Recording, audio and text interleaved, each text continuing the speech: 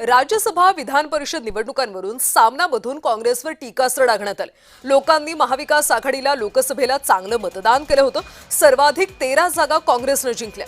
मात्र 13 जागांचं यश काँग्रेसनं विधानसभेला नको तेवढं ताणलं असं सामनात म्हटलंय।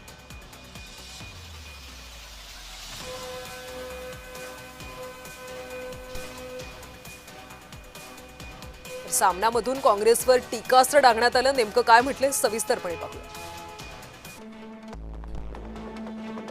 लोकांनी महाविकास आघाडीला लोकसभेला चांगलं मतदान केलं।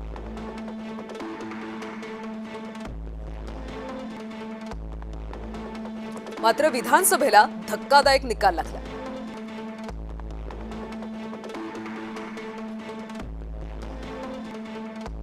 लोकसभेमध्ये काँग्रेसला 100 जागा मिळाल्या आणि राहुल गांधी सन्मानानं विरोधी पक्षनेते झाले। त्यात महाराष्ट्राने जिंकून दिलेल्या 30 जागांचं महत्त्व आहे। 48 पैकी 30 जागा महाविकास आघाडीनं जिंकल्या आणि त्यात सर्वाधिक 13 जागा काँग्रेसनं जिंकल्या। महाविकास आघाडीतला संवाद आणि समन्वयाचं ते फळ होतं। 13 जागांच्या यशानं काँग्रेसनं विधानसभेला शेवटपर्यंत नको तितकं ताणून धरल्याचा फटका बसला।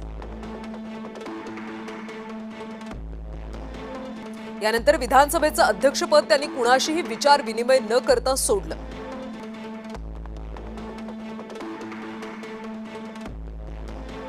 तो एक निर्णय महाविकास आघाडी सरकारला तडे देणारा ठरला।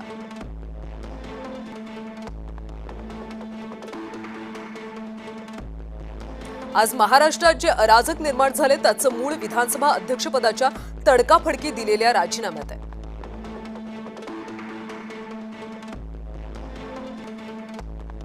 तेव्हा संवाद झाला असता तर महाविकास आघाडी किमान पुढचे 15 वर्ष तरी सत्तेत राहिली असती असं सामनानं म्हटलं।